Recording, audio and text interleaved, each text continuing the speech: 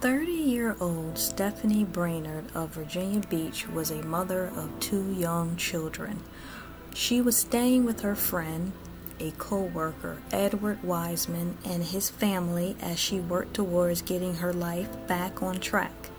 On March 14, 2019, it was a clear, cold Thursday night when Brainerd was working late at Chanello's Pizza. A call came in asking for a pizza to be delivered to a resident in the Marina Point apartment complex on Canal Drive in Chesapeake. She borrowed Wiseman's car to make the delivery. However, when she arrived, she was unable to deliver it, so she returned to the restaurant. The caller called again. Brainerd returned to the complex again, where 3 suspects were waiting for her in a silver SUV in the parking lot. A nearby patrol car was in the area at the time. The police officer heard multiple gunshots coming from the Marina Point complex. Then the silver SUV pulled out of the parking lot and recklessly sped away from the scene. The police chased the car, trying to get the driver to pull over to no avail.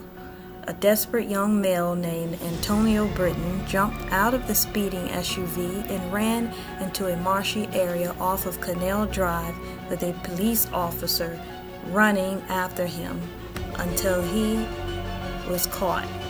The other officer continued to pursue the driver. Meanwhile, Chesapeake police had arrived at Marina Point Apartments, where they found Brainerd lifeless, shot to death in her friend's car. Finally, the high-speed chase ended in Portsmouth near Maryview Hospital. The driver and girlfriend of Antonio Britton was 20-year-old Samaya Monet Davison. She was accompanied by a friend of hers who was no stranger to police, 19-year-old Tanaji Ravenel. Shockingly, there was another person in the car, a baby, Davidson's baby.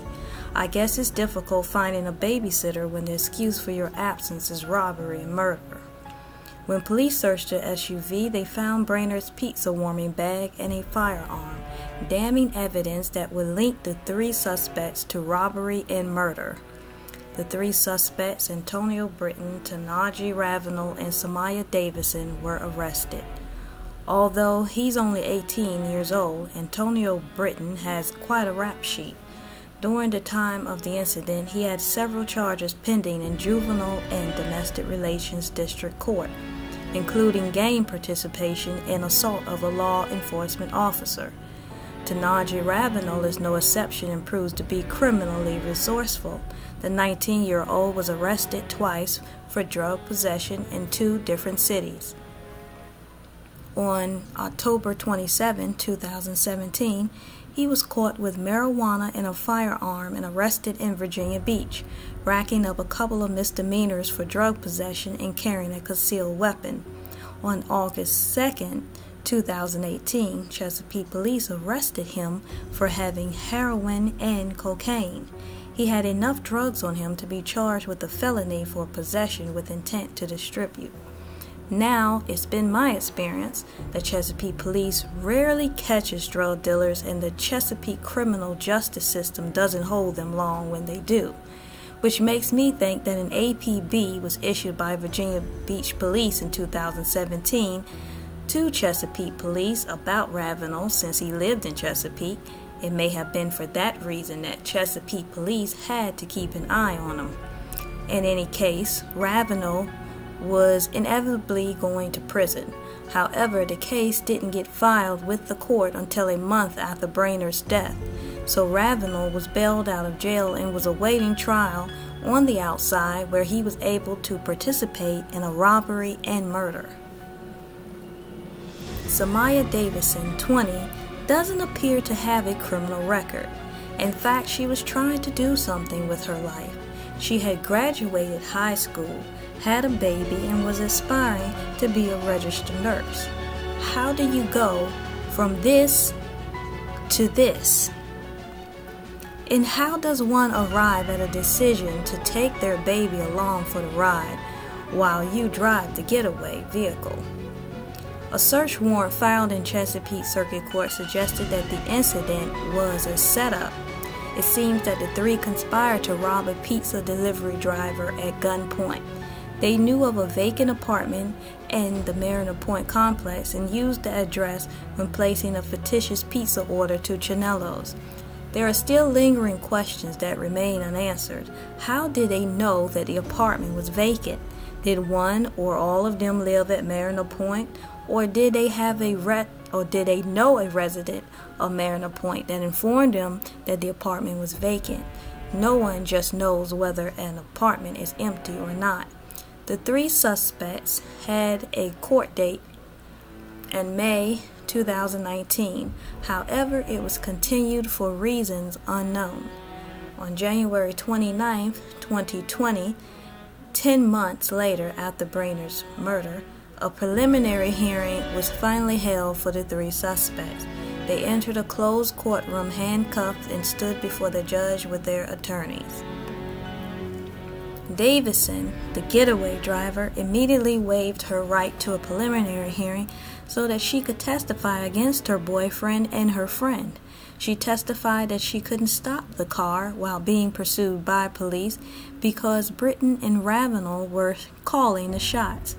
Moreover, Davison said that she saw her boyfriend Britton shoot Brainerd and said, "I shot that bitch." Britton's and Ravenel's attorneys said that her current account of the incident was different from what she said when she was questioned after being pulled over. Her rebuttal was that she was afraid to tell the truth. Their attorney said that she was inconsistent and unreliable. However, an inmate who shared the cell with Britton corroborated Davison's story by testifying that Britton confessed to him that he did shoot Brainerd. Britton's attorney argued that the inmate's testimony was charged by alternative motives in his own cases. A police officer who was there that night testified. He showed the court a pizza delivery bag and receipt that was found in the back of the SUV after they finally pulled over. According to court documents, they also found a black and silver 9mm handgun, 9mm handgun magazine, 9mm cartridges, 3 iPhone cell phones, and a blue sweatshirt. After all testimonies and defenses were heard, Britton, Ravenel, and Davison were charged with robbery, conspiracy to commit robbery, and use of a firearm in commission of a felony. No one was charged with Brainerd's murder. The judge certified the case to a grand jury on February 4th. On February 4th, the General District Court judge deliberated that prosecutors had established probable cause in the robbery case, which sent the case to Circuit Court. Britton, Ravenel, and Davison received direct indictments on robbery, conspiracy, and first-degree murder charges by Chesapeake Circuit Court grand jurors. In case you're unfamiliar with a direct indictment, it means that the case will go straight to trial. The three suspects also face firearm felony charges. Moreover, Samaya Davison received additional charges such as eluding police and reckless care of a child. Stay tuned for sentencing updates. On March 17, 2019, a candlelight vigil was held for Stephanie Brainerd. Family and friends gathered to pay their last respects and remember what the dedicated mother of two meant to them. According to her sister, Chrissy Wood, she was all about her kids, and that was the best thing as a mother she could do was spend as much time as she could with her kids.